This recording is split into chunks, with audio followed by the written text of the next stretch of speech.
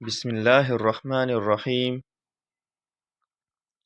فرض نماز کے بعد تہجد وہ واحد نماز ہے جو اللہ سے کن کہلوانے کی طاقت رکھتی ہے۔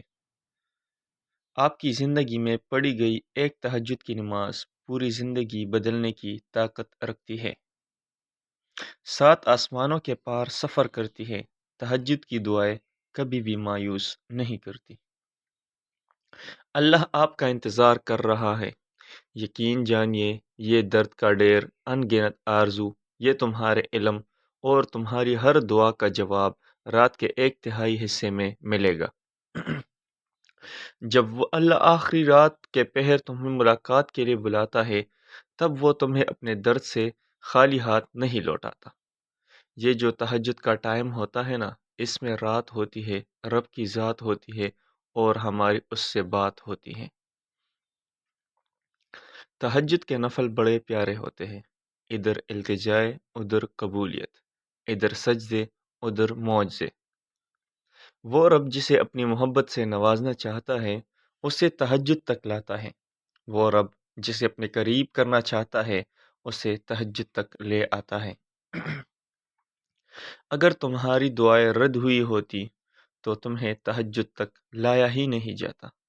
لا حاصل کو اگر پانا چاہتے ہو تو تہجد پڑھا کرو، کیونکہ جو نصیب میں نہ ہو اسے تہجد کی دعائیں مقدر میں لے آتی ہیں۔ تہجد کی نماز کے لیے جاگنا اللہ کی بے شمار نعمتوں میں سے ایک نعمت ہے۔ اللہ ہم سب کو تہجد پڑھنے کی توفیق عطا فرمائے، آمین یا رب العالمین۔ تہجد کی دعائیں جب نصیب کے روبرو آ کر کڑی ہو جاتی ہیں، تب کچھ بھی ناممکن نہیں رہتا۔ تب 400 کند کی صدائیں گونجتی ہے، تہجد کا خاموش سجدہ اور زار زار بہتے ہوئے آنسو اللہ کبھی ضائع نہیں کرتا۔ حضرت علی رضی اللہ عنہ نے فرمایا، جب خواہشات اللہ کی رضا کے لیے چھوڑ دی جائے تب دعائیں فوراً قبول ہوتی ہیں۔ تہجد ایسی نماز ہے کہ جس کو اس نماز کی عادت ہو جائے اور اگر وہ کسی دن تہجد نہ پڑھ پائے تو سارا دن کچھ کمی کمی سی محسوس ہوتی ہے۔ یہ تہجد پڑھنا خالی ہاتھ نہیں جائے گا، یہ وہ سجدے ہے جہاں سے تم اپنی مراد پالو گے۔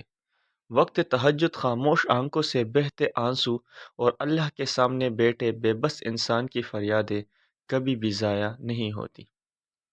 اگر تہجد میں کوئی خاص بات نہ ہوتی، کیوں اللہ تہجد پڑھنے والے کے لیے پہلے آسمان پر آتا، صرف یہ پوچھنے کے لیے کہ تمہیں کیا چاہیے؟ اللہ ان کی دعائیں 7ویں آسمان پر بھی سن سکتا تھا، لیکن پھر بھی ان سے ملاقات کے لیے تشریف لاتا ہے۔ اللہ تہجد پڑھنے والوں کو بہت خاص رکھتا ہے۔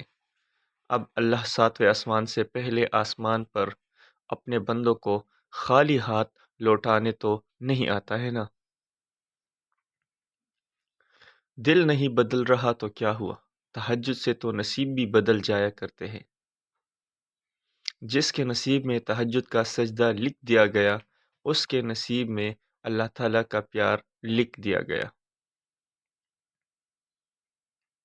نیند قربان کر کے جب روتی ہوئی آنکھیں اللہ کو مناتی ہے تو خواب حقیقت بن جاتے ہیں اور تعبیر کن میں بدل جاتی ہے۔